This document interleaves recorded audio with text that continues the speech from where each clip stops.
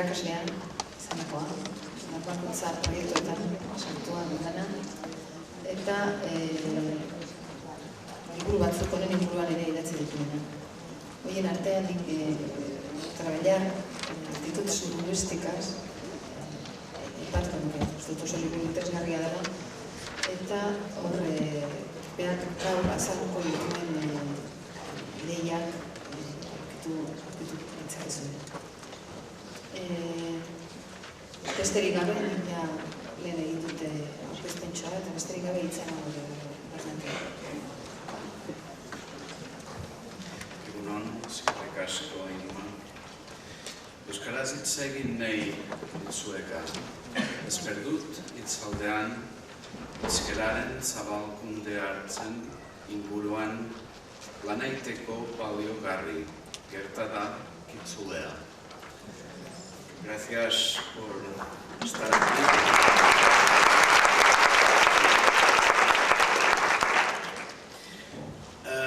Cuando se intenta aprender una lengua minorizada, se plantean toda una serie de problemas que no se plantean en absoluto cuando se trata de aprender lenguas que están plenamente normalizadas en su territorio. El aprendizaje de lenguas no es igual en todas las circunstancias y en todas las ocasiones, sino que depende de la situación sociolingüística en que se encuentra cada lengua. Hay actitudes, modos de afrontar el aprendizaje de la lengua que se pueden dar en unos casos y no se pueden dar en otros. Y eso marca unas diferencias muy a tener en cuenta a la hora precisamente de plantearnos nuestro trabajo. Nuestro trabajo es conseguir que, en vuestro caso, que los alumnos de los centros de enseñanza aprendan euskera, que incorporen de alguna forma el euskera a sus vidas y que puedan funcionar en vuestra lengua. Eso requiere muchas cosas, requiere cambios de actitudes, requiere ámbitos de uso donde poder usar normalmente la lengua, requiere un ecosistema lingüístico diferente al ecosistema lingüístico maltrecho que suele darse cuando una lengua se encuentra en una situación de minorización. La minorización lingüística no es nada natural, es una cosa que se produce por avatares históricos, por circunstancias históricas, y tampoco es cierto que existan comunidades que sean naturalmente bilingües y otras que sean naturalmente unilingües, etc.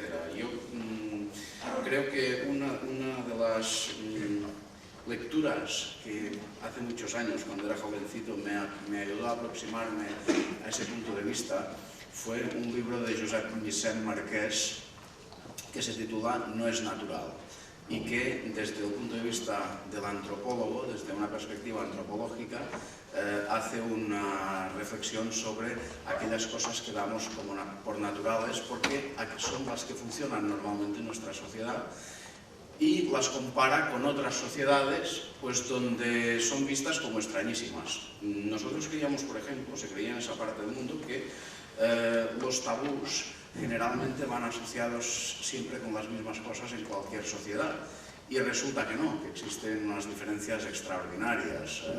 Aquí, por ejemplo, los tabús van asociados muchísimo con el sexo, pongamos por caso. Pues bien, cuando Bronislaw Malinowski hizo su viaje por el Pacífico Sur y visitó diversas islas de la Micronesia y de la Polinesia y tal, y estudió aquellas sociedades, descubrió, por ejemplo, que había tabús sociales y lingüísticos que iban vinculados con la cuestión de nutrirse, con el hecho de comer, ¿no? De manera que alguien podría decir, pues me voy a cenar, y ponerse rojo y decir, vaya, qué desastre, ¿no?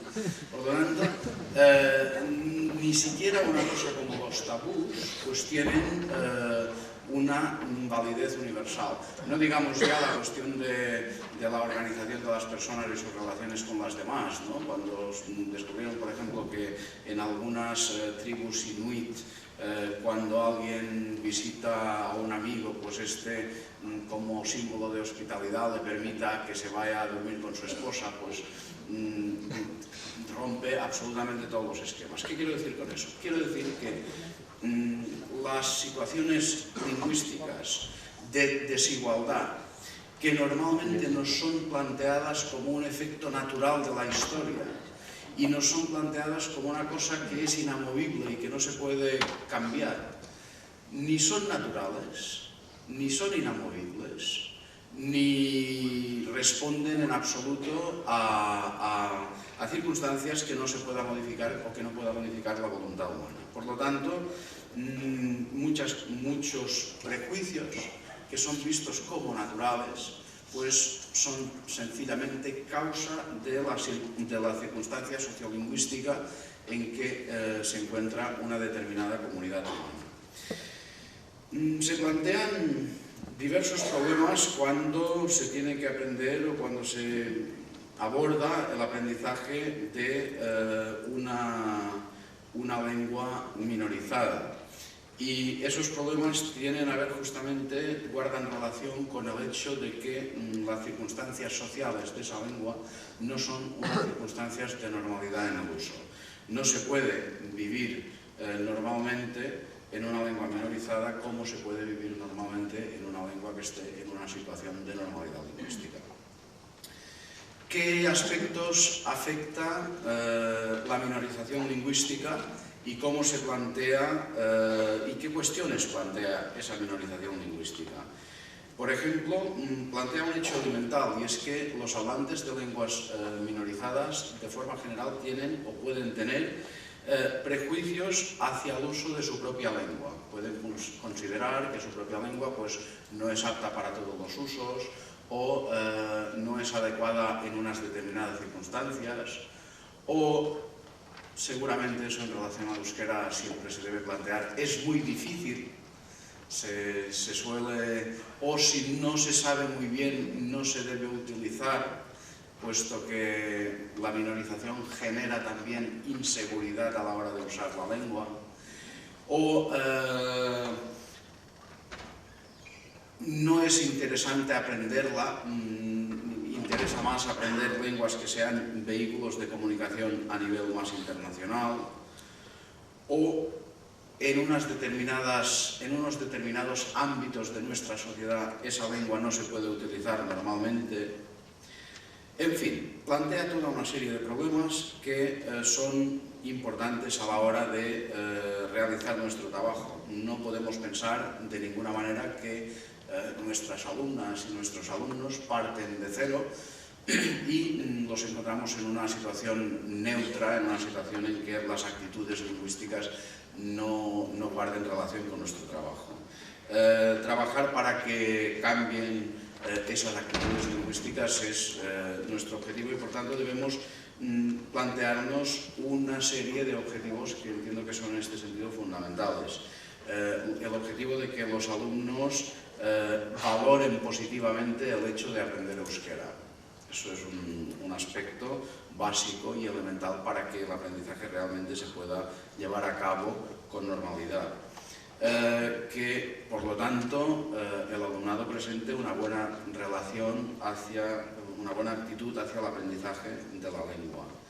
Que valoren positivamente el uso de la lengua dentro de la sociedad, porque, claro, el sistema educativo no es un compartimento estanco que no guarde relación con el resto de la sociedad, sino justamente al contrario. Tiene sentido justamente en relación con el hecho de después poder utilizar la lengua, por lo tanto, se debe valorar positivamente el uso de la lengua en el contexto social. O que se valore también la cultura que se ha transmitido a través de la lengua. Esto nos plantea un aspecto también importante, y es que el mero aprendizaje de la lengua sin relacionarlo con otros elementos que configuran la cultura vasca no será igual de eficaz, no será tan eficaz como si la lengua se contextualiza dentro de su ecosistema cultural. Las culturas son como ecosistemas sociales que han permitido la formación de comunidades humanas diferenciadas, de pueblos diferenciados, y estos ecosistemas sociales de alguna forma deben preservarse en su totalidad para que cada uno de los elementos del ecosistema se mantengan.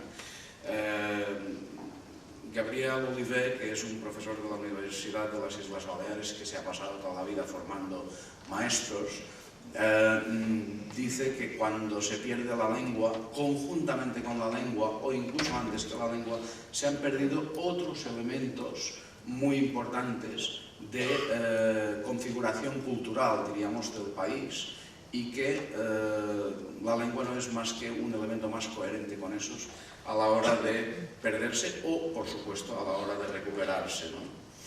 Naturalmente es importante también conseguir que se fomenten actitudes de lealtad lingüística. Existen tres tipologías de actitudes lingüísticas posibles y ya he dicho al principio que no todas son posibles en el contexto de lenguas minorizadas. Una actitud posible, la más habitual, la normal, para decirlo de alguna forma, estadísticamente, aquella que la mayoría de seres humanos presentan, es la actitud de lealtad lingüística. La lealtad lingüística es aquello que hace que habitualmente una persona use su lengua dentro de su comunidad lingüística y dentro de su ámbito lingüístico, en su territorio lingüístico, normalmente para cualquier función de la vida, y que considere como lo lógico, lo normal, lo habitual, el uso de esa lengua. Y que no tenga prejuicios ni inconvenientes a la hora de aprenderla, de transmitirla generacionalmente a sus hijos o de utilizarla para relacionarse en cualquier ámbito, sea formal o sea informal. Eso es la actitud de lealtad lingüística, y esa actitud pues, es aquella que encontramos en las comunidades lingüísticas normalizadas, que no tienen otro tipo de distorsiones. La lealtad lingüística se puede distorsionar por dos factores, porque existe habitual de las comunidades lingüísticas, no diré mayoritarias, sino mayorizadas, de aquellas que se han expandido fuera de sus propios límites naturales y que han sido lenguas de expansión, de conquista, etc., pues en esos casos se suelen dar actitudes chauvinistas que habitualmente consisten en considerar que emprendemos pues haciendo ahora esta mañana, y antes de empezar con los ejercicios sí que quisiera preguntar si han quedado cuestiones pendientes y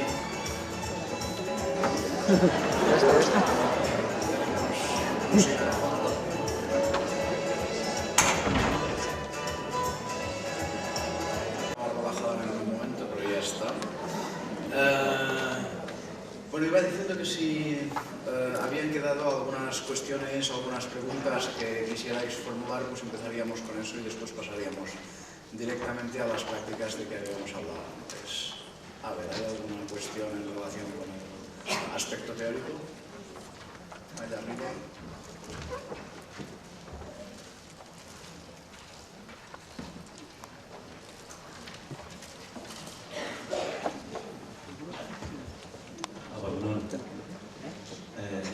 Buenos días.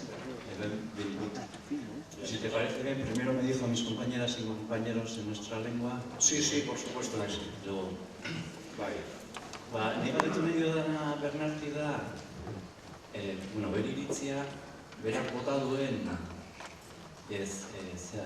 ikerketa bat buruz edo hor egin duen metafora buruz. Komentatu du eta nik uste hori puntu garrantzitsua dela, laberinto hortan ez dabiltzan saguak eta horrekin egin du metafora horren inguruan. Azkenean saguek sinisten dutela, ez dutela gazta nahi. Nik horren arreta jarri nahiko nuke bereziki horretan, ez? Saguek ez dute gazta nahi, horrek esan nahi du, bere metaforen arabera, gazta euskara izango ditzakela eta gazta biltzen duen alambrea erdar edo ez, voltioak ematen dituna. Edo saguek euskara maite dutela jakin bai, baina ezin dutela gazta harrapatu, ez? Zeren eta, nire ustez horrek irakurketa bikoitza ematen baitiku. Alde batetik, egitasmo bereziak izango lirateke batetik pentsatzea gure aurrek edo gure ikasleek euskara ez dutela maite edo ez dutela nahi edo sinistu dutela. Eta beste irakurketa bada, bai, maite dutela, sinistu egiten dutela hizkuntza horretaz, baina ezin direla iritsi, ez dutela sarbiderik edo akzesorik benetan nahi duten hizkuntza horretara. Hau da, nondikan enfokatzen dugu hizkuntz normalkuntza. Euskara arazoa da, edo euskara biltzen duen alambre hori da arazo. Bi plangintza ezberdin emango behar izkiguke ikuspegi honek. Eta haber behar iritzia zen da. ¿Te han traducido algo, Bernat? No. Esto lo hago, ¿vale? Esan usura ez gero... Bai, primera empezaba.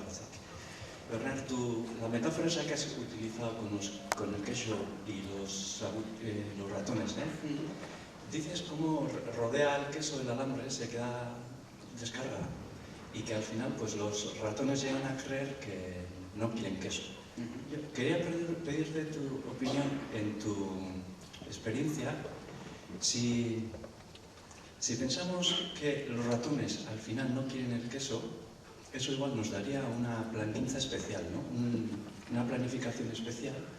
Y por otro lado, si pensamos que los ratones quieren el queso, pero no les deja el alambre, eso nos pone en otro jocalecu, ¿no? En otro ámbito. Entonces, si es que realmente los ratones han llegado a creer que no quieren queso, tendríamos que hacer una planificación sobre que el problema es el queso en sí y tenemos que reactivar otra vez toda la lengua euskalduna o la catalana, ¿no? ¿Cómo hacer que eso sea gustable? Por otro lado, si realmente lo que ocurre no es el problema, el euskera, la lengua, como todas y todos sabemos, sino que es el alambre, eso nos pone en otra... Ahí si tenéis alguna experiencia. Lo peor es una combinación de las dos cosas. Es decir, en una primera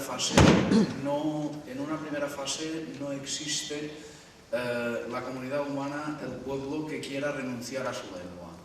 Nadie voluntariamente quiere renunciar a su lengua. Por eso, cuando un pueblo, teóricamente, entre comillas, muchísimas comillas, renuncia a su lengua, es que ha pasado alguna cosa concreta.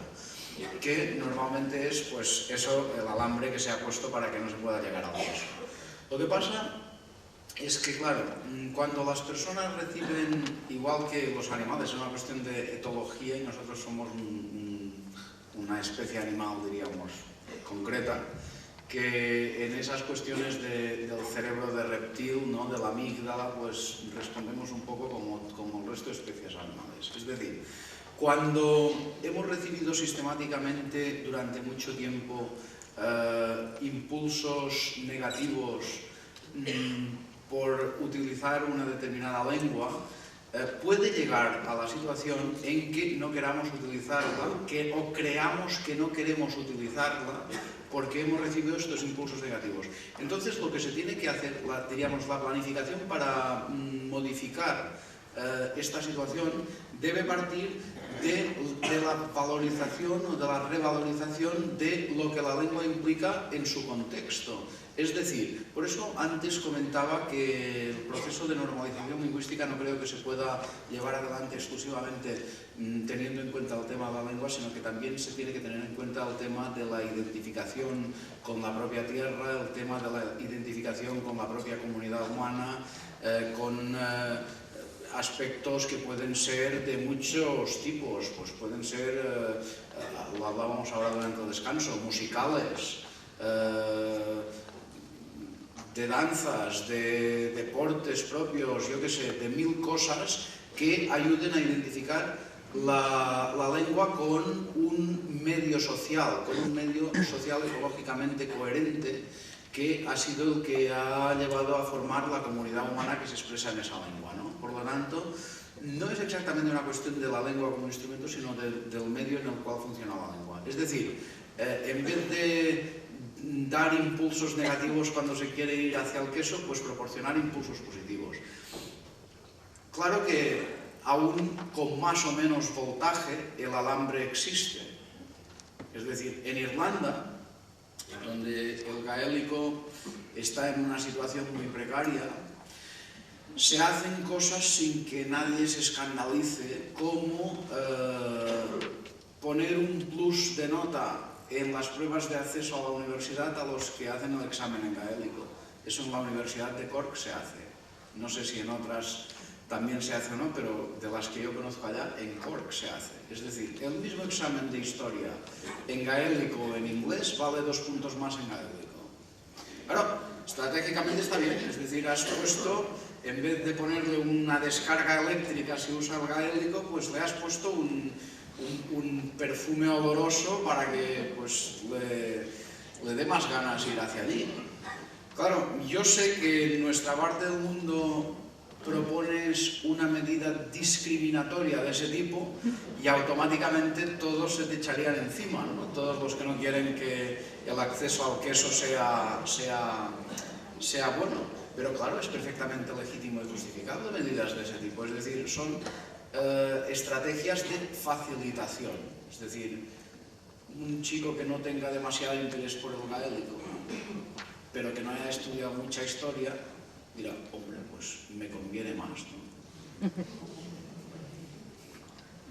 Por lo tanto, entiendo que va en ese sentido, es decir, que se trata de buscar elementos de lo que Miquel Cuello llama facilitación lingüística, acceso fácil, y incentivos, juntamente con el hecho de relacionarlo con la propia comunidad humana. Pero los incentivos son lógicos. Pensad que nuestras lenguas llevan siglos de descarga eléctrica, es decir, llevan siglos de situación en que cuando se ha intentado usar normalmente, pues se han producido reacciones negativas.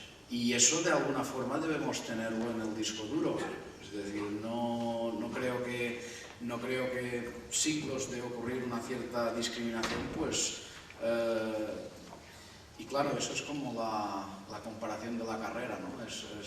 Nuestra lengua está en una situación como si tú te pones, tienes una carrera con otro, porque teóricamente compartís el espacio, se debe ver solo que hay tal, y el otro pues se ha estado entrenando durante siglos, ha estado musculándose, ha ido al gimnasio, se ha alimentado bien, a costa nuestra muchas veces, en fin, ha crecido, se ha reconstituido, se ha hecho fuerte y ha de competir contra alguien que lo han tenido en una mazmorra, atado a pan y agua, sin poder ver la luz y tal, y un buen día, como ocurre ahora, dice, pues ya está, todo despenalizado, todo regularizado, todo perfecto, estáis en condición de igualdad, pues a correr, ¿no?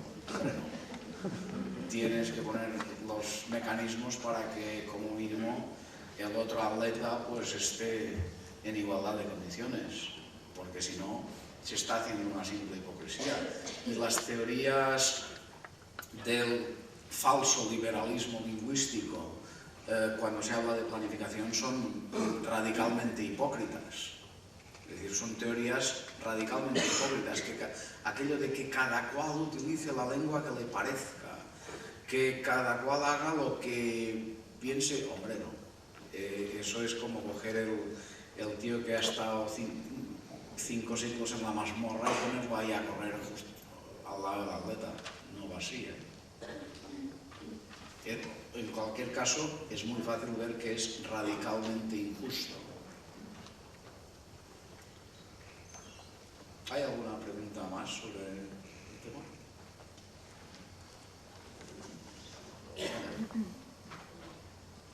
Ni gauzak ikusten ditut eta zuk esaten duzuna balio du geuk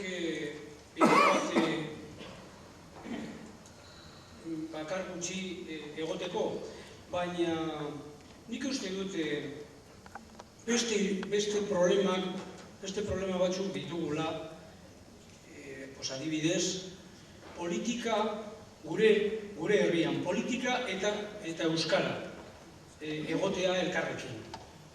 Eta nik uste dut, badirudi gure gizartean, eske oztopo bat da, gure berreskuratzeko, euskara berreskuratzeko, halako oztopoa oso serioa da. Badirudi sektore batean dagola gure hizkuntza eta beste batzuetan ez. Orduan, arratoiak garenez, zure metaforaren hoberena da, geu garela saguak, egia da, sagua garela, eta kanpoko estimuloekin funtzionatzen dugula. Arduraduna gara berreskuperapen honetan, baina bebai beste elemento batzuk geungandik kanpo daudenak, adibidez politika, oztopo serio direla. Eta zuk adibidez ez dituzu halako oztopo politikoak edo soziologikoak aipatu. Sí, no hay duda y seguramente no os he citado por no sé exactamente cómo lo diría, por excesivo contacto que yo mismo he tenido con ese tema. Bueno, yo hice mi tesis doctoral sobre los procesos de normalización lingüística que han funcionado en la Europa del siglo XX.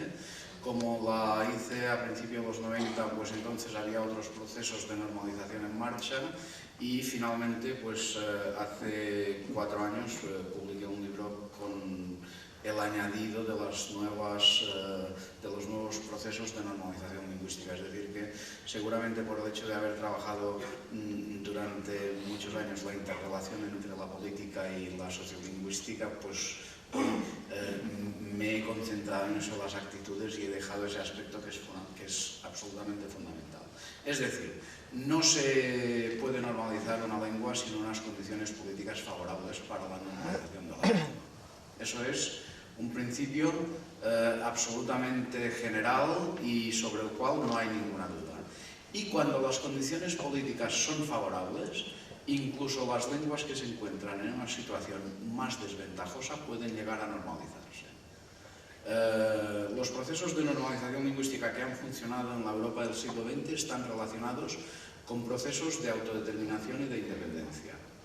Y normalmente antes de estos procesos se encuentran situaciones muy parecidas a las que tenemos actualmente o a las que incluso hemos tenido nosotros en el pasado.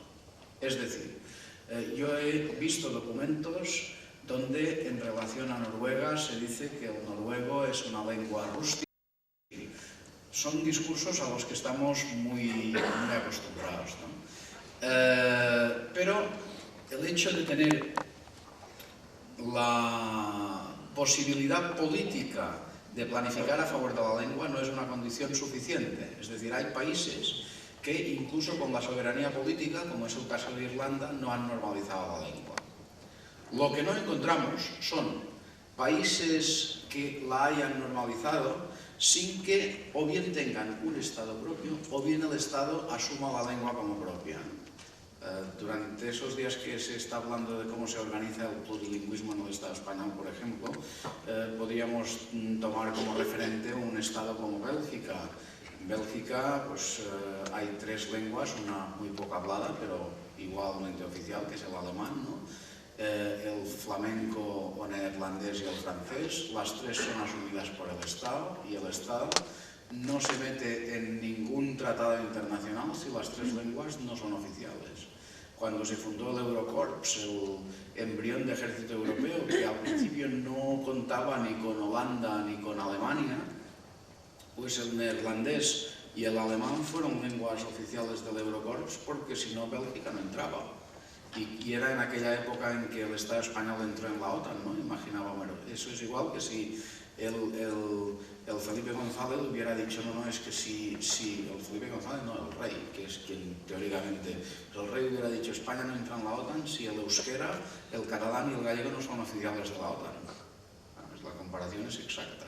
Bueno, nosotros evidentemente, yo estoy convencido, absolutamente convencido, que es más fácil llegar a conseguir la soberanía política que llegar a conseguir un Estado español democrático desde un punto de vista lingüístico. Es una opinión estrictamente particular y no tiene por qué ser compartida, pero deberían cambiar muchas mentalidades, ¿no?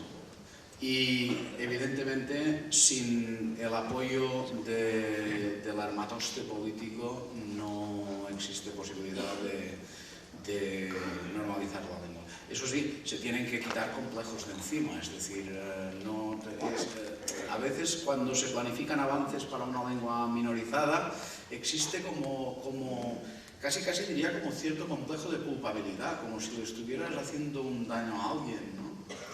Pero es que, claro, cuando... Eso forma parte de una cosa que yo he llamado proceso de autocentramiento. Yo, en fin, y de niño ya tengo unos ciertos problemas de orientación, ¿no? Las personas pues nos orientamos mejor o peor y eso depende de cada uno. Y cuando yo era pequeñito pues tenía bastantes problemas de eso que llaman lateralidad. No llegaba a saber dónde estaba la derecha y dónde estaba la izquierda y tal. Bueno, ahora tampoco. Y bueno, no me situaba, ¿no? Y me costó mucho aprender que Levante... Claro, yo vivía y vivo en Ibiza, el levante es hacia Italia y el poniente es hacia el País Valenciano. Y me costó mucho aprender eso de levante, poniente, norte, sur, tal. Cuando hube sur hacia Formentera, norte hacia Mallorca, tal. Cuando lo hube aprendido, pues me cayó en mis manos un libro de geografía que le llamaba Levante, a lo que a mí me había costado muchísimo aprender que era poniente. Entonces ya, pues, adiós. Ya no había forma de entender las cosas, ¿no? Claro, ¿qué pasa? Pues hay comunidades humanas que se ven desde la perspectiva de sí mismas y hay comunidades humanas que se ven desde la perspectiva de otros. Y un primer proceso para que realmente se quiera la normalización lingüística es verse desde la perspectiva de sí mismos. Y eso la clase política, pues hay una parte que está autocentrada y otra que no. Los que al referirse a Euskadi, que obviamente está en el sur de Europa, lo llaman el norte, no están muy autocentrados, que digamos. O en cualquier caso tienen el centro mental colocado en otro sitio. Pues para que la comunidad en cuestión, para que el país en cuestión pueda normalizar la lengua, lo primero es que sus dirigentes, sus representantes políticos, etcétera, tengan la mente autocentrada y no la tengan colocada en otro sitio. Esto se ve muy bien con los mapas también. A mí cuando voy por aquí me encanta mirar mapas y cuando se hace un mapa de un espacio extenso, pues las comunidades autocentradas tienen tendencia a colocarse a sí mismas en el centro. Yo he visto mapas de Suecia fantásticos, porque ves Suecia en medio y que la cosa se va como aplanando, etcétera, así como vas hacia el sur, y cuando llega al Mediterráneo, pues el Mediterráneo ya es estrechísimo y tal, y en cambio la parte del Ártico pues queda todo como enorme y perfectamente bien dibujado y tal. Entonces, pues es un mapa de gente autocentrada. Mapas de la península ibérica que siempre se ven colocados desde el centro y desde Madrid, pues son mapas no autocentrados, evidentemente. Pues en política ocurre lo mismo, ¿no? Hay gente que piensa desde el punto de vista del orden establecido y de donde le han colocado el punto de referencia, el centro de referencia, y hay gente que quiere cambiar esas cosas y que quiere resituar, diríamos, el centro de referencia. Y hacer esto sin la lengua es muy difícil. Es decir, y además es artificioso porque no recoge todos los elementos que condicionan el autocentramiento. Uno de los elementos que condiciona el autocentramiento es la lengua, evidentemente.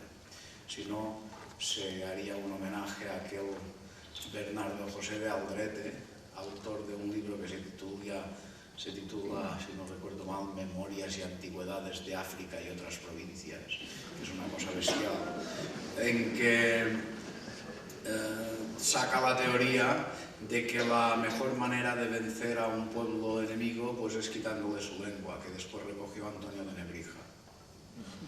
El pobre Aldrete era el primer gobernador de Málaga que habían puesto los reyes católicos inmediatamente después de la conquista del Reino de Granada, y pues sacó esas teorías que van muy bien para explicar lo del imperialismo lingüístico, el dominio lingüístico, ¿no? Y ese personaje, pues bueno, al final fue una historia muy trágica porque se peleó con los reyes y aunque fuera como era y tuviera las ideas que tenía, le condenaron a enterrarlo en la parte no cristianizada de la mezquita de Córdoba, que es el peor, en fin, el peor desastre que le podían, aún yendo por la mezquita se puede ver el fantasma de Aldrete por ahí. Pues eso, si no se recupera la lengua juntamente con la capacidad de poder decidir por uno mismo, el autocentramiento queda cojo, no queda completo. Me ha alargado mucho. ¿Hay alguna cuestión más? No, pues vamos a pasar a algunos ejercicios que se pueden realizar en clase y que podemos intentar en ese tiempo que nos queda pues construir alguno de ellos. A ver,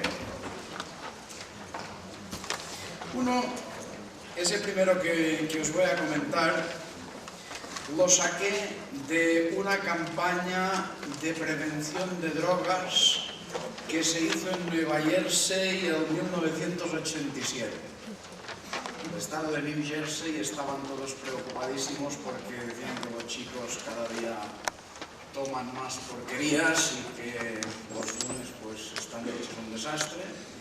Y de alguna manera la campaña partía del hecho de que los jóvenes suelen empezar a tomar drogas por gregarismo. Es decir, habían hecho una encuesta y habían preguntado una cosa así como ¿qué sensación te produciría si fueras a un sitio público con tus amigos un sábado por la noche y te apeteciera un vaso de leche y pidieras un vaso de leche? Pues, chicos, qué nombre. Por favor. Qué ridículo, qué desastre, ¿no? Pero igual te gustaría, pero es que no se puede ni plantear cómo que sí me gustaría. No, hombre, no. Por lo tanto, el principio de alguna forma que anima la campaña, o que animaba la campaña, era suponer que la gente no empieza a tomar unas ciertas sustancias porque le guste, porque al principio no lo saben, incluso las primeras veces, muchas veces no gustan nada, sino por gregarismo, porque lo hacen los compañeros, porque así pues te comportas más como una persona mayor, porque así el grupo pues te admite más y te acepta más y tal. Y por lo tanto por falta de autonomía personal. El tema de la autonomía personal, después ya veréis, lo podemos relacionar muy fácilmente con la cuestión de los usos lingüísticos y de las actitudes lingüísticas. Bueno, ¿cómo se juega eso? Lo primero es, debemos formar una especie de baraja de cartas, de naipes, con unos cartoncitos, y en cada cartoncito ponemos una cosa que se pueda hacer, que puedan hacer los chicos, pero que sea ridícula. Un poco o muy ridícula, ¿no? Es decir, claro, eso tiene grados y tiene que tener grados para que el juego pueda funcionar, ¿no? Ridícula, quiero decir, desde ponerse a bailar sobre una mesa o quitarse una prenda de ropa o hacer una declaración de amor, en fin, yo qué sé. Ahora veremos un poco las que salen y como entre 400 cabezas piensan mejor que una sola, pues seguro que vamos a juntar rápidamente 15 o 20 cosas para una buena baraja de naipes. Entonces se tienen que hacer equipos de 4 o 5 personas y el profesor o la profesora es quien arbitra el juego, ¿no? Y la cosa funciona de la siguiente manera. Se sortea qué equipo empieza, pues empieza tal, el que le toque tiene que coger un naipe de la baraja y tiene que hacer lo que diga el naipe. Pues declararte a fulanita del equipo de al lado, delante de todo. Y entonces el que ha tocado puede hacer dos cosas. O bien jugar, es decir, llevar a cabo lo que pretende llevar a cabo, o bien no jugar. Si juega, un punto. Si no juega, 0 puntos. Pero se repite y saca otra carta. Si en la otra carta tampoco no juega, -1. Y así sucesivamente, o sea, primero el equipo A, luego el equipo B, luego el equipo C, tal. Es bastante entretenido y yo lo he practicado, lo he llevado a cabo con chicos de una universidad de verano, jóvenes universitarios. Y la cosa no es para una competición, evidentemente, es competir para reflexionar sobre un tema, ¿no? Que es, ¿qué ocurre normalmente? Y si lo practicáis veréis que suele funcionar de esa manera. ¿Qué ocurre? Pues que al final acaban compitiendo realmente, porque aquello es una competición. Y cuando alguien no quiere hacer lo que le toca hacer, los demás del equipo le presionan para que lo haga. ¿Cómo vamos aquí a estar si tú te tienes que quitar aquí la camisa que haces? ¿No? En fin, y él se resiste o ella, pero al final normalmente cede. Y todo se construye para reflexionar sobre la autonomía personal a la hora de tomar decisiones. Es decir, ¿tú por qué has terminado haciendo una cosa que te parecía completamente ridícula? ¿Lo has terminado haciendo?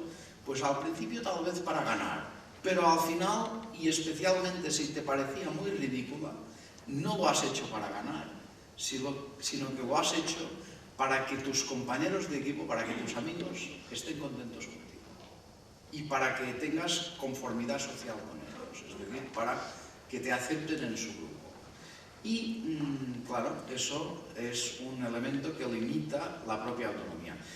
¿Eso a qué viene a demostrar? Viene a demostrar que las pautas de comportamiento que son mayoritarias en una sociedad, en cualquier aspecto, comportamiento sociolingüístico también, pero cualquier otro aspecto, las pautas de comportamiento que son mayoritarias en una sociedad son aquellas que tienden a reforzarse más, son aquellas que tienden a ser cada vez más mayoritarias, mientras que las pautas de comportamiento que no son las más comunes son aquellas también que tienden a estar en una situación más precaria, y eso se puede trasladar perfectamente al uso de las lenguas. Es decir, en la medida en que se refuerce un cierto comportamiento, pues, y en el caso de las lenguas minorizadas, yo pienso que es una reflexión que es muy buena y que es muy interesante, porque claro, nosotros debemos confiar, en principio, en las personas que sean capaces de alterar las pautas mayoritarias.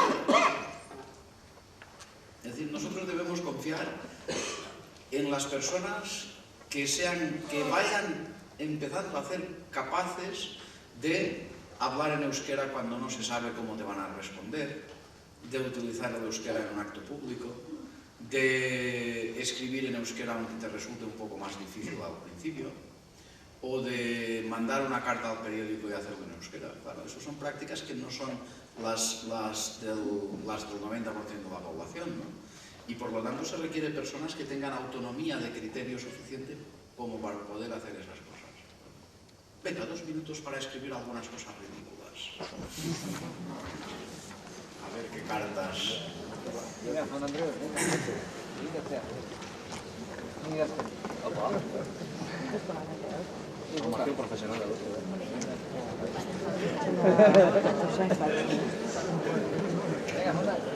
Debería haber una buena colección de posibles cartoncitos para el juego, ¿no? La intención era sencillamente que cada una escribiera un par de cosas y ahora poner unas cuantas en común, pues para para que nos resulte engorroso realizar los cartoncitos cuando se quiera jugar un poco con ellos. A ver, ¿qué cosas han salido? Quien sea.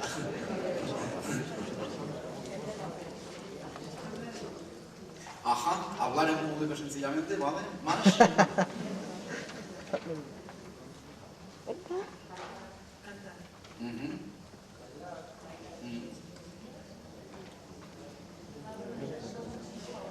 Ajá.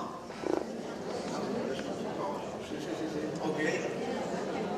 Darle un beso, que un chico bese a otro chico.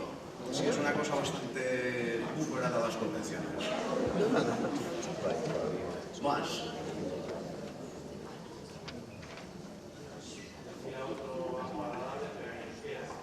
Decir algo agradable en euskera, correcto. A ver. Más. Rezar. Sí. Fijaos que todos son cosas que requieren un cierto teatro, ¿no? Rezar. Más. Imitar a alguien. Ajá. Más cosas.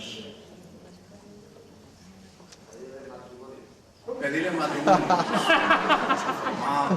Exactamente. ¿Alguna cosa más? Poner... Fantástico. Ponerse los calcetines con las orejas.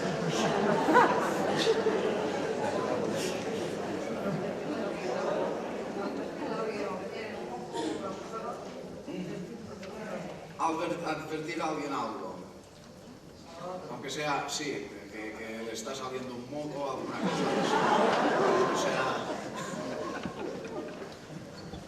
Bueno, pues se trata, ya veis la mecánica, se trata de hacer suficientes cartoncitos como para que se pueda jugar, es decir, y de diferente calibre, ¿no? Es decir, entre las cosas que se han dicho aquí, pues hay algunas que son de un calibre superior a otras, y es posible que alguien que sea capaz de decirle a un compañero que le está saliendo un moco, pues no sea capaz de darle un beso, o que alguien que sea capaz de rezar no sea capaz de ponerse los calcetines en una oreja, etc. O sea que son de calibre diferente y por lo tanto están en la buena línea de cómo se pueden utilizar.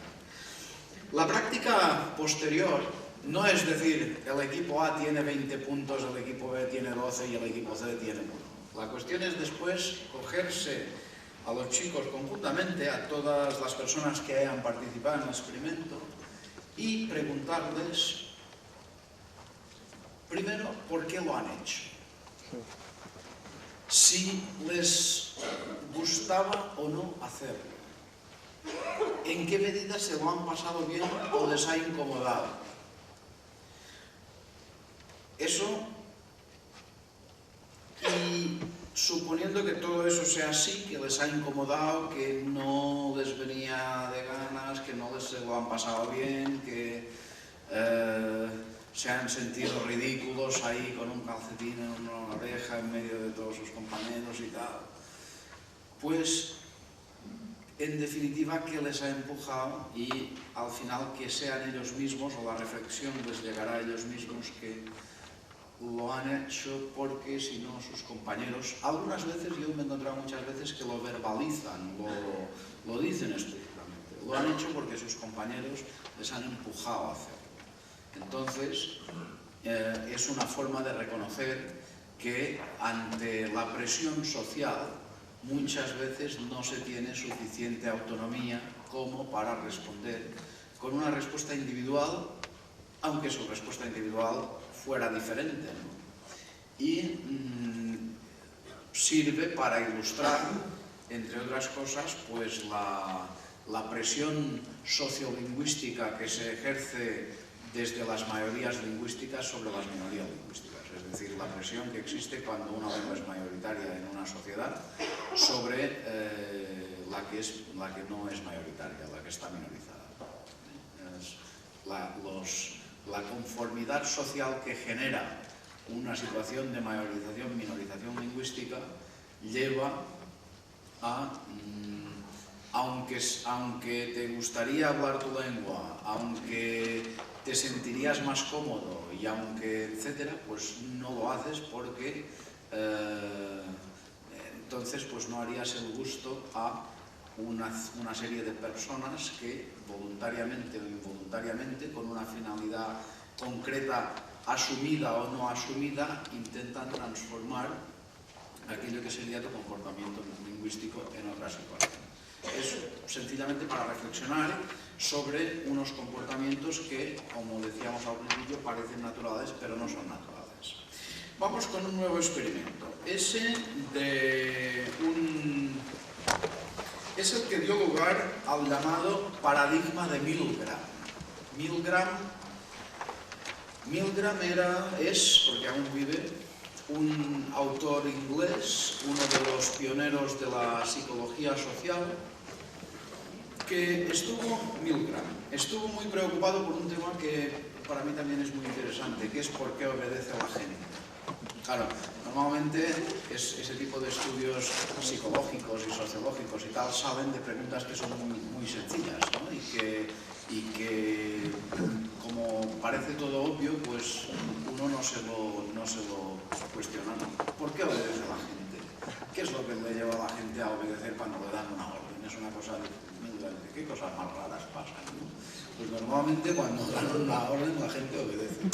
Y puede ser una chorrada y puede que la mayoría no estén de acuerdo y puede que no sea legítima y tal, pero la tendencia es esa, ¿no?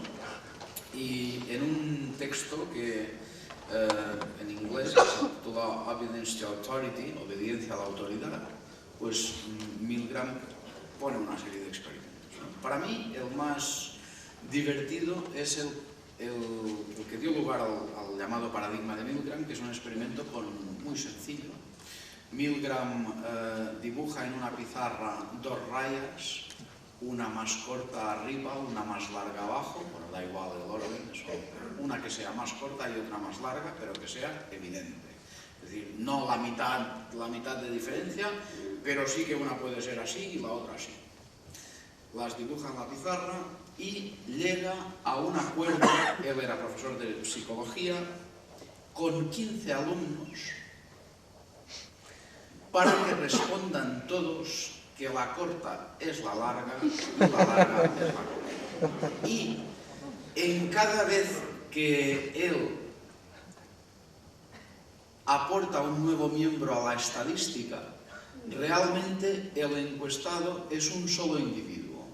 Lo hizo en su facultad, pues, siguiendo el método de decir que debían llegar a una hora absolutamente exacta, que eran las 10 y 2 minutos, las 10 y 4, las 16, las 18, etcétera, etcétera. Tiempo justo de pedirles a todos cuál es la larga y cuál es la corta, ¿no?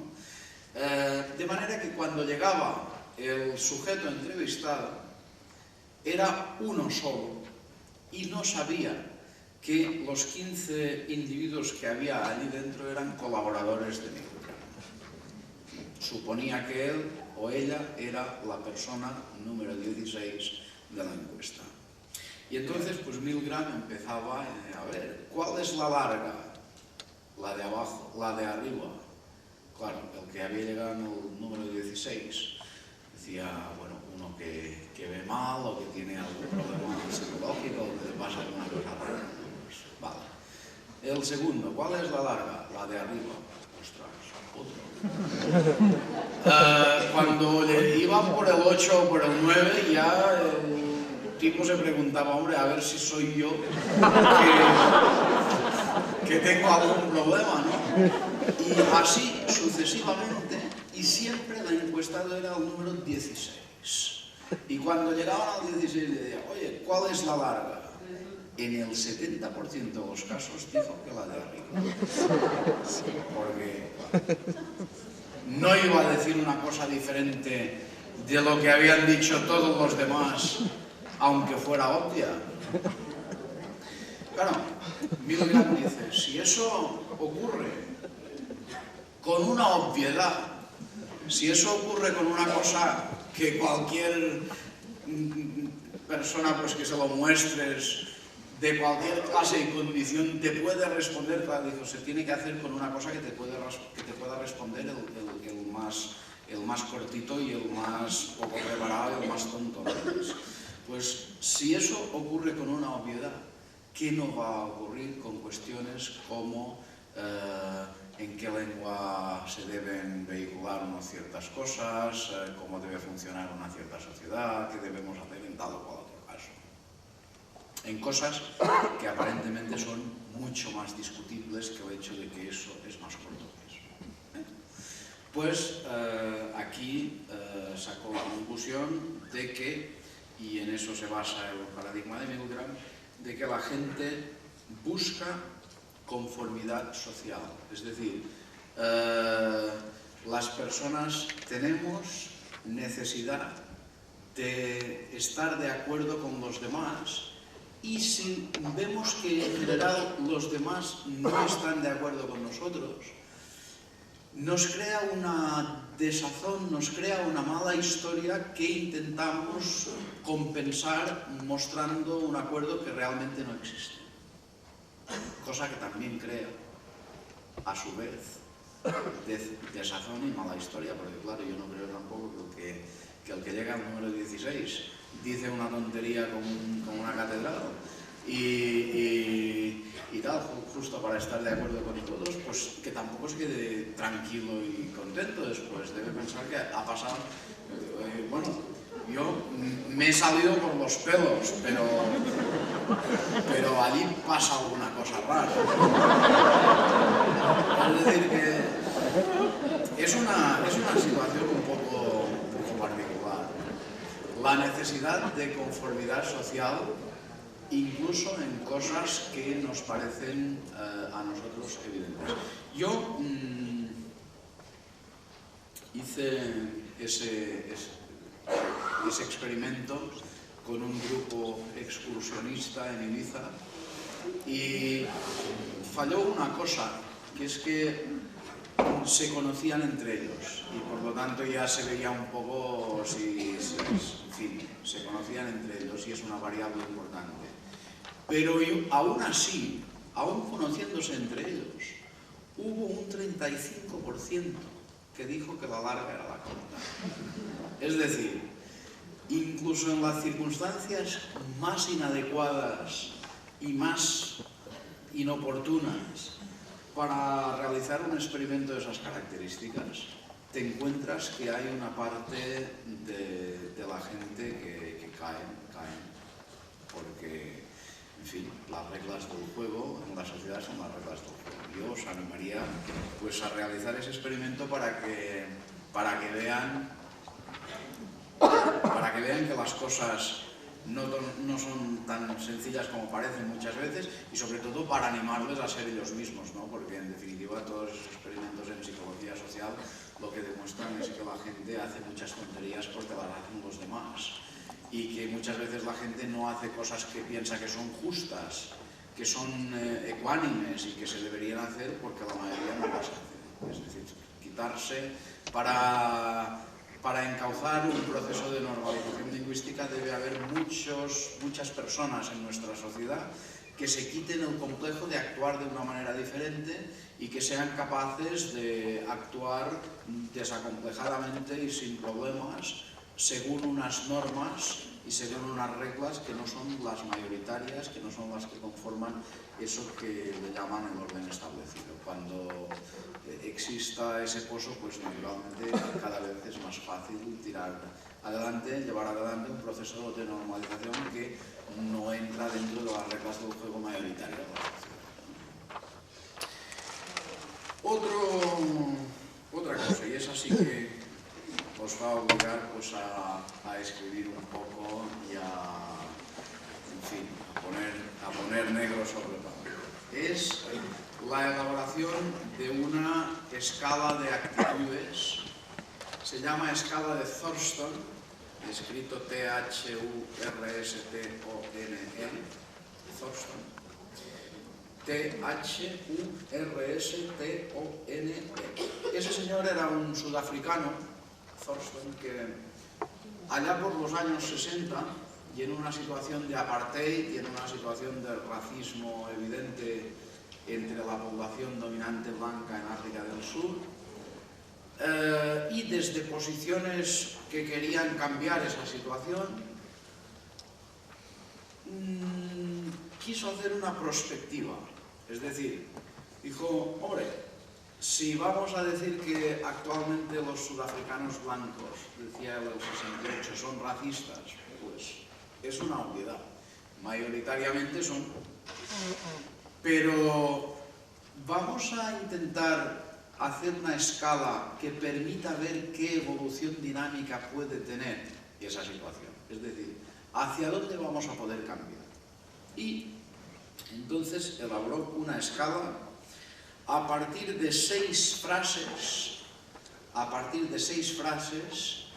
que iban de la supuestamente más antirracista, o sea, más favorable a que se terminara con la situación en que estaban, hasta la 6, que es la supuestamente más desfavorable.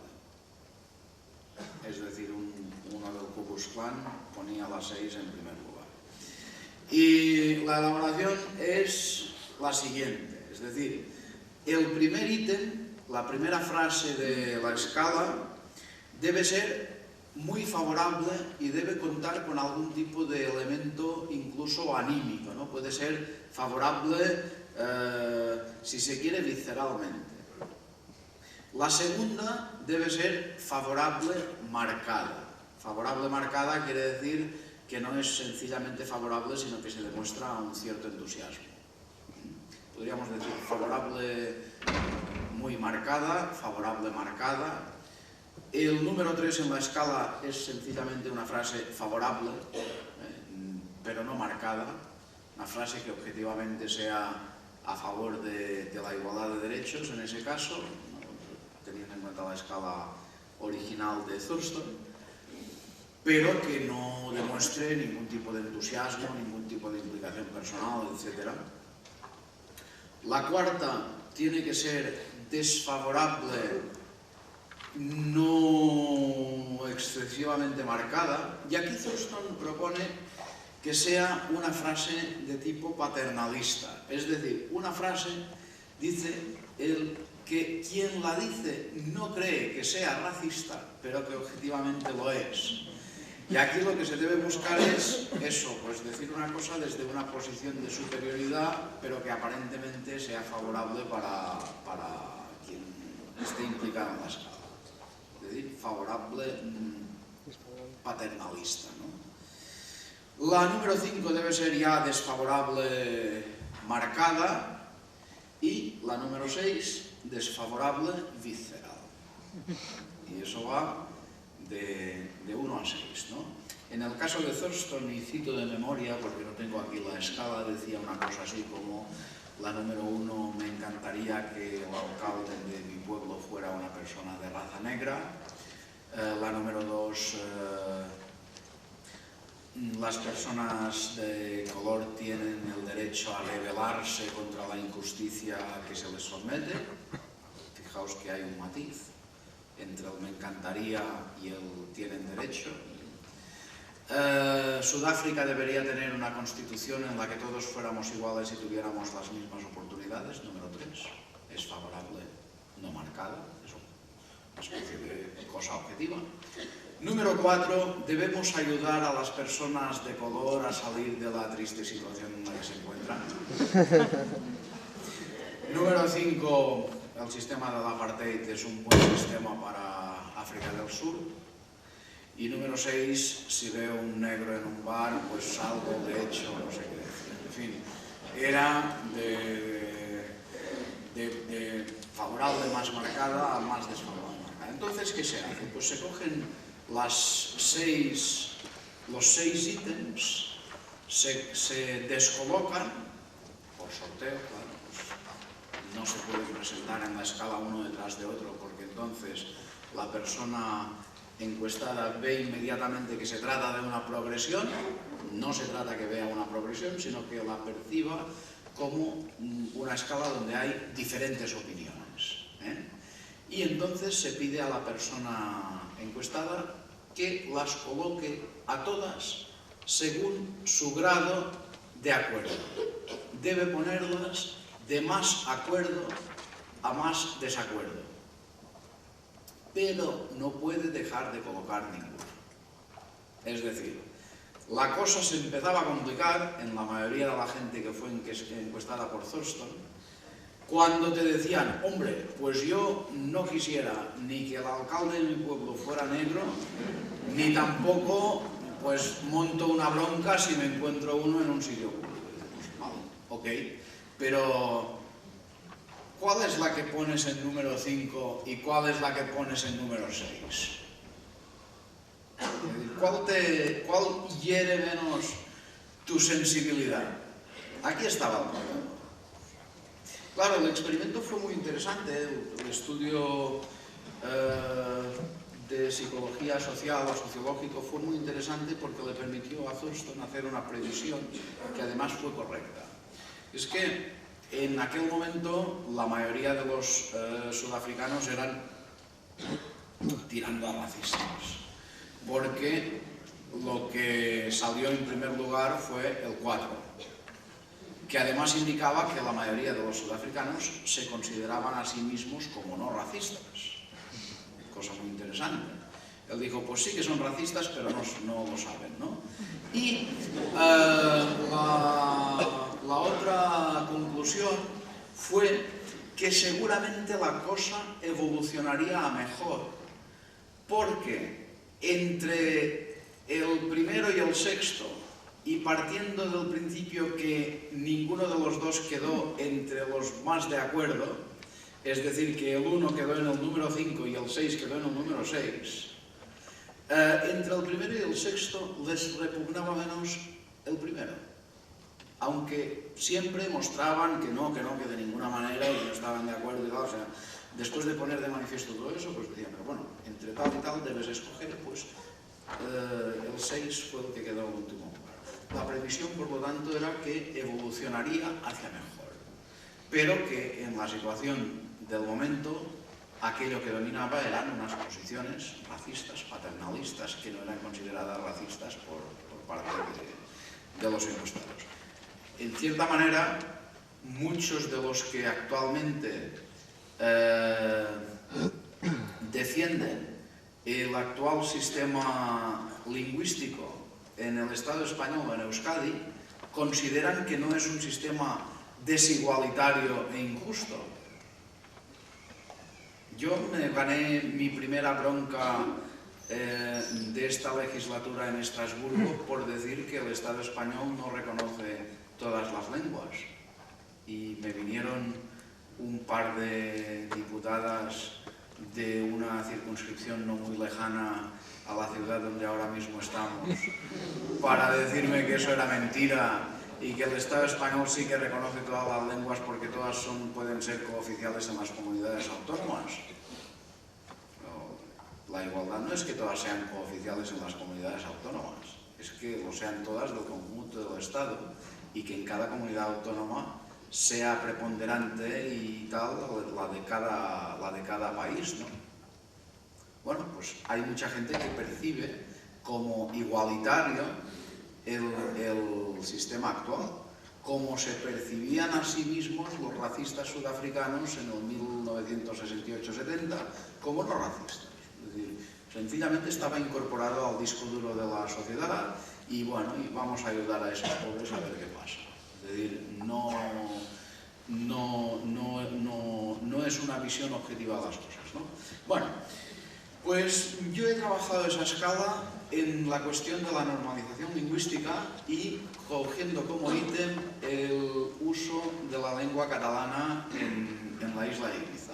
Es decir, cogí chicos de dos institutos diferentes y a partir de aquí les expliqué, como he hecho ahora de una manera así sencilla y rápida, cómo se usa la escala de Thurston y les propuse pues realizar escalas de Thurston. Claro, la primera parte, que es lo que vamos a hacer ahora y la más interesante, es la elaboración.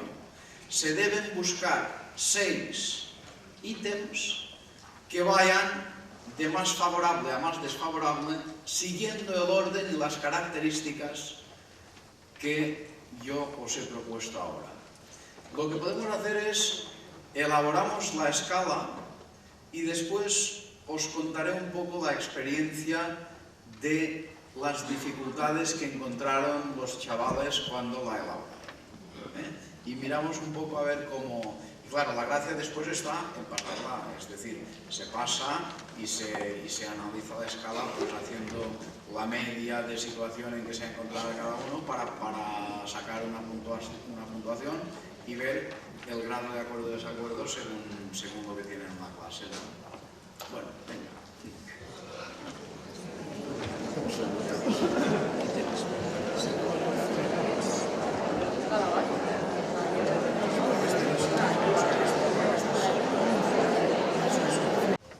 Euskera zengoet eta zubitzen zaioz.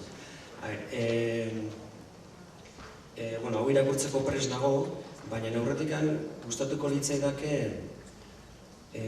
berriro azaltzean ea ikasleekin ariketa hau nola egiten den. Zeren hemen ez dugu ondo ulertu, gure artean diskutitzen ondea. Ez da bairatzen. Perfecto. El ejercicio se hace exactamente como lo habéis hecho ahora vosotros. La primera parte es justamente esta que habéis hecho ahora vosotros. Deben poner 6 opiniones de más favorable a más desfavorable en relación al uso del euskera o al proceso de normalización del euskera.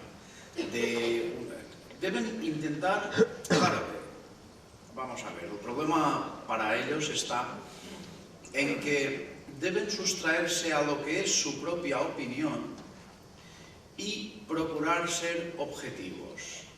Objetivos quiere decir que la primera opinión que expresen debe ser visceralmente favorable y la última debe ser visceralmente desfavorable y así sucesivamente en las del medio. Y que aquello que deben hacer, lo complicado del ejercicio, para nosotros y para ellos, pero especialmente para ellos, es intentar ser objetivos. Por lo tanto, teóricamente, de la elaboración de la escala en sí, no se tiene que poder deducir qué tipo de actitud tiene la persona que la ha elaborado. Si cogéis 3 alumnos y decís, bueno, vamos a hacer una escala y tal, escribid los 6 ítems. Pues teóricamente un observador neutral, un observador exterior, no debe tener ningún mecanismo real para poder saber qué actitud tienen esos chicos. No se debe poder saber. Claro, y eso implica naturalmente que debes hacer un ejercicio retórico, ¿no? De aquellos del antiguo trivium y quadrivium, de defender una cosa de poner cosas con las que no estás en absoluto de acuerdo y cosas con las que estás totalmente de acuerdo. Eso muchas veces como ejercicio de lengua no es un mal ejercicio. Yo tengo una hija que está estudiando traducción e interpretación y hace unos días me llama y me dice, oye, es que tengo que defender una cosa que es una barbaridad y con la que no estoy en absoluto de acuerdo. Digo, pues que es un buen ejercicio, ¿no? Y además lo tengo que defender en inglés. Perfecto, es decir, tú harás un ejercicio y debes buscar los mejores argumentos y tal, y pero ¿cómo voy a buscar los mejores argumentos si eso es una bestialidad? Pues no, tú emplea tu imaginación y intenta hacer ese ejercicio de empatía que es ponerte en el sitio de alguien que piensa diametralmente diferente a como piensas tú. Claro, ese ejercicio se tiene que hacer un poco para conseguir esa escala. Sí, bai. Bueno, orain orduan nerea botako dut. Lehenengoa, gure euskara erabiliko dut etxai guztien gainetik. Etxaiak, enemigos. Bigarrena, gure euskara gustora erabiliko dut. Hirugarrena, euskara dakiten guztiekin erabiliko dut. Laugarrena, euskararen erabilera zaindu behar dute.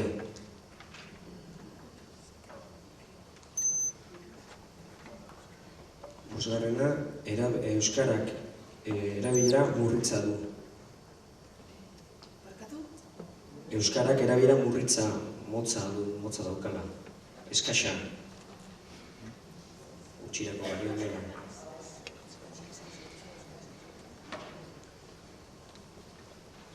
¿Y 6? Y la 6, a ver.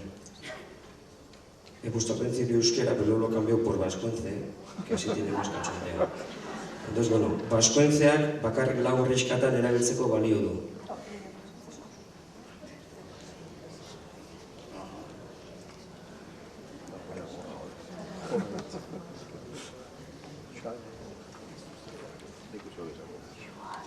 Bueno, será interesante cuando, si hacéis el ejercicio con alumnos, será interesante confrontar vuestro propio ejercicio, que sería evidentemente el mío, con el suyo.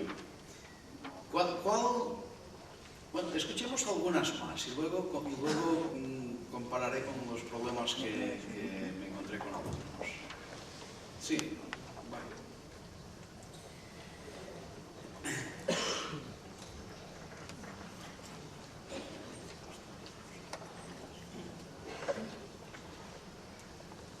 Bueno, lehena, euskaldunon hizkuntza euskera da.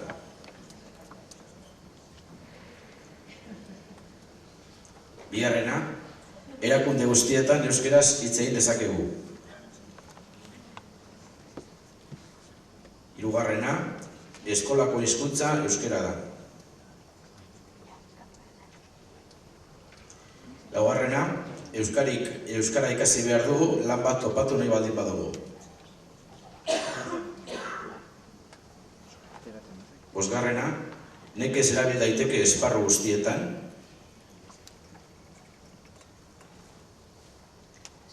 Eta seigarrena, baserritarren hizkuntza da.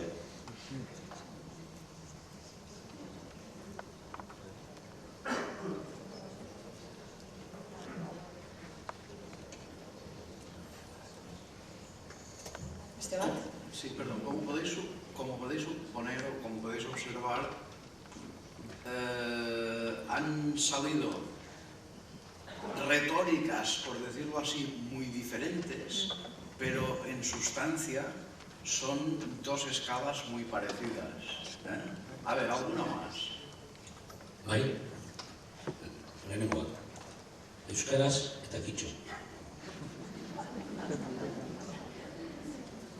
Bigarrena, lehenengo hitza euskaraz. Hirugarrena, euskara ezagutu eta hitz egiteko eskubidea dugu. Laugarrena, qué bonito el vasco, cómo me gustaría saberlo.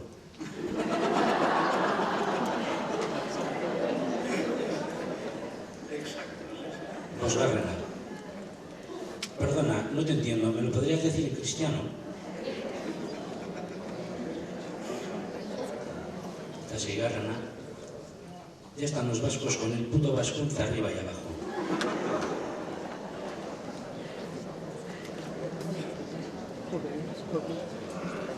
Ok, ¿alguna más? Con una más yo pienso que tendremos ya suficiente para hacer una buena composición de... Sí, ¿no? Después... Ok. Bueno, aurrekoa entzun ondaren hori lotxa pixkatu baten ditu. Bueno, gure aurreneko antzekoa da, lo voy a hacer en castellano directamente. El objetivo es en Euskal Herria el euskera, y Quito. Bueno, me proponen, dado que lo hagan en euskera, pues cambio de nuevo. Bigarrena, denok jakin behar dugu euskeraz, hori bete behar dugu, eta eskubidea daukagu erdera ere ikasteko. Hirugarrena, diskriminazio positiboa egin behar dugu euskararen alde, eskolaren bidez. Laugarrena, bi hizkuntzak maila berdinean. Bosgarrena, Denok jakin behar dugu erderaz, eta eskubidea daukagu euskaraz ere jakiteko. Eta zigarrena eta azkena, Euskadi Espainia da, eta beraz, zertaren euskara. Beste batek esan du beste era batea. Una grande y gorda.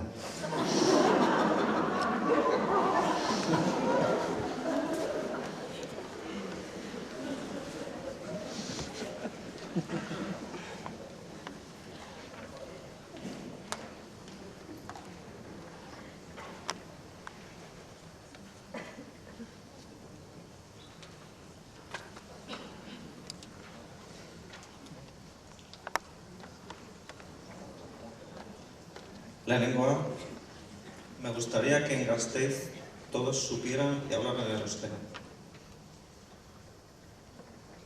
Bigarrena, me gustaría que en las tiendas de Gasteiz se me atendiese en euskera. Hirugarrena, me gustaría que las personas que lo deseen fuesen atendidas en euskera. Laugarrena, me gustaría que los maestros de Gasteiz pudiesen tener la oportunidad de aprender el euskera. Bosgarrena, aunque el euskera es muy bonito, no lo necesito para vivir en Gasteiz. Eta seigarrena, como me hables en euskera, te mando a la mierda.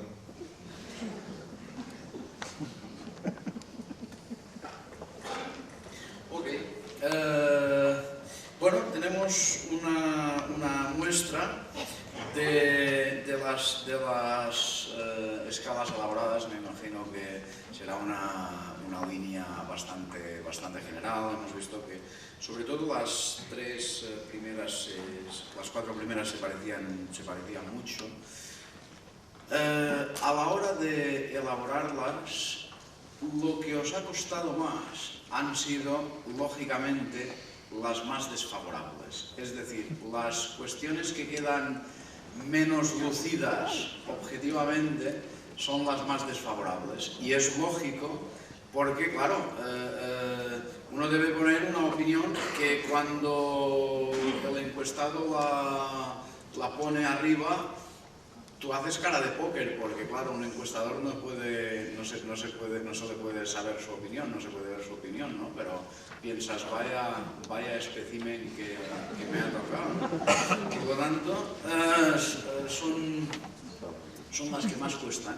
Y también demuestran, esa elaboración que habéis hecho demuestra una situación vascocéntrica, claro, porque las que son más favorables salen fluidas y las que se encuentran en la parte central son muy civilizadas. Digo eso porque si hacéis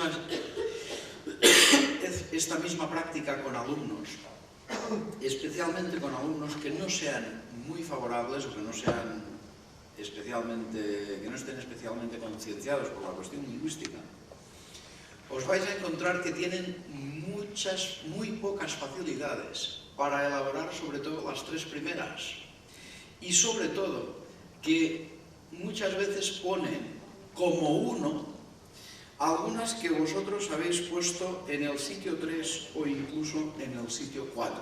Es decir, cuando comparéis esas escalas que hemos oído aquí y las comparéis con algunas que hagan vuestros alumnos, pues os veréis que dicen cosas como, yo qué sé, las gentes que lo quisieran en Gasteiz deberían poder ser atendidas en vasco. Pues eso puede que alguien lo más favorable posible. Rebajada de voltios en relación a esa 1, ¿no? Y claro, a mí ya me gustaría bastante encontrarla, ¿no? Y la 3 aún tiene que ser favorable, pero tiene que estar rebajada con relación a la 2. Es decir, que si alguien no es nada vascocéntrico, por decirlo de alguna forma, le costará muchísimo elaborarlo. Y contra quien tendrá que pelear es contra sí mismo, y por lo tanto tendrá que plantearse su propia posición en relación a aquello que son planteamientos objetivos. Es decir, tendrá que plantearse el tema de, hombre, es que me cuesta tanto? ¿Por qué me cuesta tanto? ¿Por qué me cuesta tanto diferenciar 3 matices en favor del euskera? ¿Por qué me cuesta tanto? Porque claro, se supone que una escala de esta tipología, un observador externo que no estuviera en absoluto implicado en los conflictos y las tensiones que se producen en esta sociedad, podría elaborarla de una forma mecánica y completamente fría. Por lo tanto, y en cambio, nos podemos encontrar también en casos, diríamos, de alumnado no favorable al aprendizaje del euskera, pues que tienen una sobrecarga de desfavorables. Y entonces nuestro trabajo es en cierta forma, y eso va muy bien para aprender a tomar conciencia sobre la situación sociolingüística y sobre las propias opiniones sociolingüísticas, nuestro trabajo es corregir los desajustes. Es decir, si alguien te pone como número 1 una que como mucho es un número 3, se le puede pedir dónde está el matiz emotivo, es decir, dónde pone la emoción, dónde está el entusiasmo. Y si alguien te pone una 3 como 2, se le puede pedir dónde está la posición marcada. Todos tenemos igualdad de derechos, por ejemplo, o tendríamos que tener derecho a funcionar en euskera donde quisiéramos. Eso no son posiciones marcadas, son como de redacción de boletín oficial del Estado, diríamos. Aunque son favorables, no son marcadas. Pues bueno, ¿dónde pones tú la marca, no? ¿Y dónde marcas la diferencia entre una posición marcada y una posición visceral entusiástica? Bueno, eso obliga a una composición de lugar muy interesante por su parte, que es justamente la que da libertad, porque si no puedes escoger no tienes libertad. Es una de las cosas que yo creo que conseguimos con esas escalas y con esa práctica es ponerles de manifiesto a muchos chicos la falta real de libertad para escoger a la hora de tener sus propias opciones y sus propias actitudes lingüísticas. Si tú puedes poner 3 4, 3 5 y 3 6 y además puedes poner un 3 que en realidad es un 5 y tal, sin ningún problema, es que tienes sobrecargada una parte de las actitudes lingüísticas y en cambio tienes infradotada otra. Y eso es un problema porque no te permite equilibrar una cosa en la cual intentas ser objetivo. Aquí hemos hecho un ejercicio de intento de objetividad y aquí pues alguien ha dicho en euskera porque estamos en España, como no me hables en español, no sé qué, claro, eso, evidentemente ninguno de nosotros piensa eso y en cambio nos ha salido, ¿no? Poner, porque objetivamente un 6 es eso, es una reacción españolista visceral. Pues bien, reflexionar sobre todo eso puede permitir como mínimo ser conscientes de la gama diferencial de matices que existen y en cualquier caso ver y tomar conciencia de las dificultades que en algunos casos existen para la gama alta, ¿no? En el caso de las escalas que hicimos en Ibiza, pues la cosa más problemática fue que muchas veces apareció como 3, es decir, favorable no marcada, que parli en català qui vulgui, que hable en catalán quien quiera. Eso evidentemente no es un 3 ni de bollo. O el bilingüismo oficial es la mejor solución para el conflicto lingüístico. Eso salió de como 3 también, pues eso objetivamente no es un 3 ni de bollo, porque en una situación de bilingüismo oficial nunca se resuelve favorablemente para la lengua que está en una situación de inferioridad y por lo tanto objetivamente puedes decir que no puede ser un 3 de ninguna manera, ¿no? Es decir, la gracia de las escalas es que aparecen planteamientos y problemas que son subjetivos, pero que hay suficiente margen como para objetivizarlos, es decir, se puede hacer una escala objetiva. Y bueno, entonces entonces, si después se quiere hacer una práctica para ver qué actitudes son las mayoritarias y tal, siempre es una cosa que se puede hacer. Pero yo pienso que el valor educativo, el valor que tiene la escala es precisamente la elaboración, es precisamente ponerlos, enfrentarlos con la conciencia de las dificultades que van a tener, sobre todo en los casos que tengan las cosas menos claras, para elaborar los 3 primeros ítems y para no confundirlos, es decir, para no poner como, generalmente en nuestro caso, para no poner como 3 una cosa que realmente es un 4, por ejemplo. Bueno, pues esas son las escalas y es otra práctica que os propongo. Finalmente, solo un pequeño apunte sobre un ejercicio de esos que decíamos de situarte en una posición que no es la tuya y en una opinión que no es la tuya.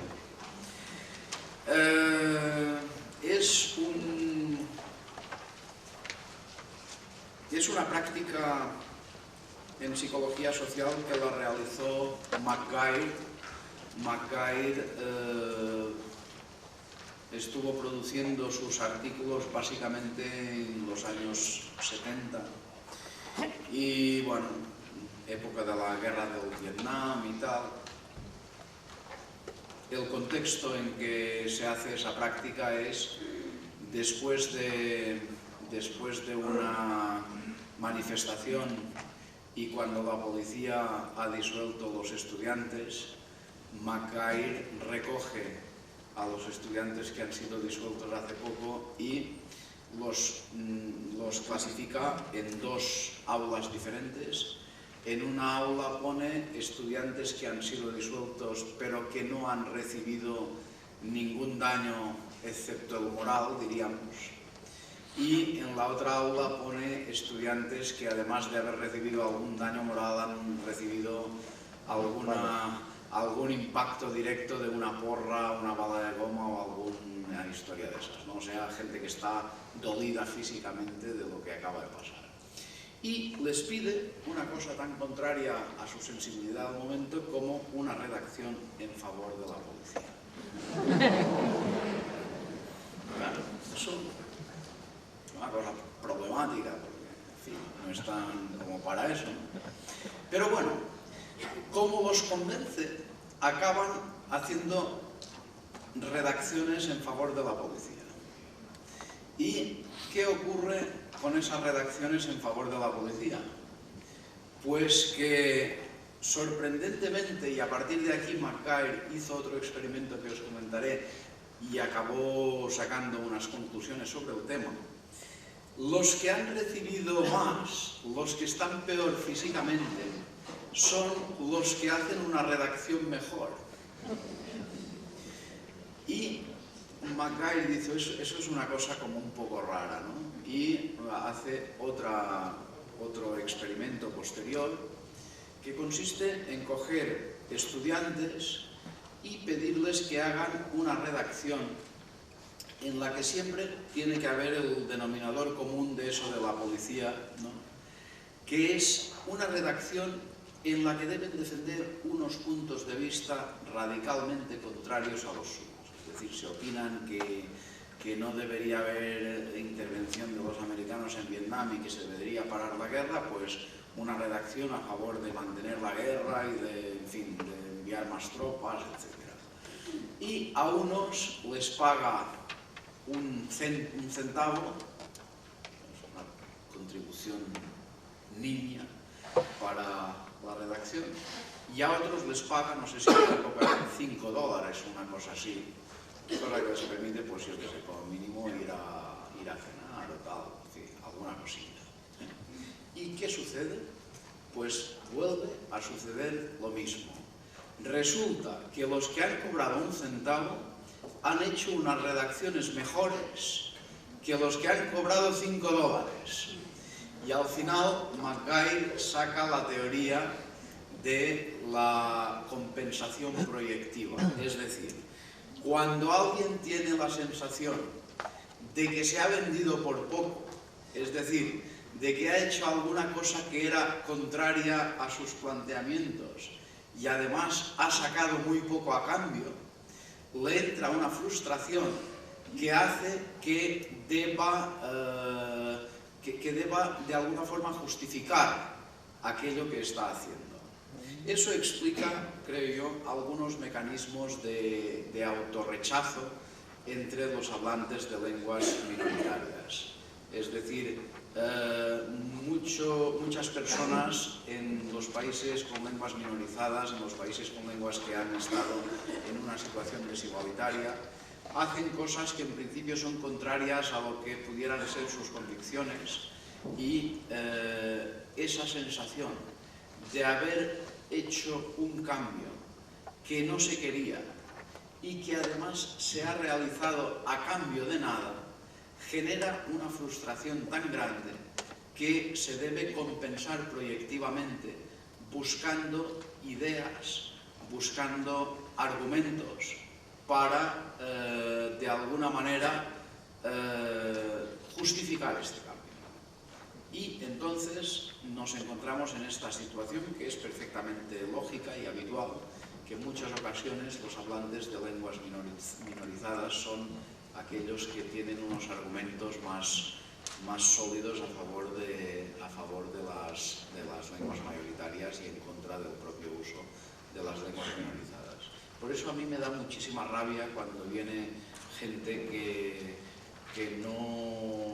viene a Ibiza, por ejemplo, a darnos lecciones en el plan de decir ¿qué interés voy a tener yo para aprender catalán si los propios ibicencos muchas veces pasáis olímpicamente del tema? Hombre, te voy a contar alguna cosa sobre redacciones en favor de la policía, etc. Porque evidentemente lo que está claro es que si alguien renuncia a su lengua, si alguien renuncia a su identidad, a sus propias características, no lo hace voluntariamente, lo hace porque ha habido unos mecanismos que en la parte de arriba de la pirámide son muy simples, son mecanismos legales, son mecanismos de poder, son mecanismos del uso de la fuerza que se deriva de tener el poder político, y que se van haciendo más complejos cuanto más afectan la vida directa y cotidiana de las personas, y que acaban en un grado de complejidad tan grande como para mí es este último. Es decir, explicar cómo funciona la psicología proyectiva es llegar, a mi entender, al grado de complejidad máximo sobre cómo se generan las actitudes lingüísticas. Pero explica esas actitudes lingüísticas de autorrechazo que solo se pueden comprender, solo se pueden observar y solo se pueden ver en situaciones de minorización lingüística y en ningún otro caso.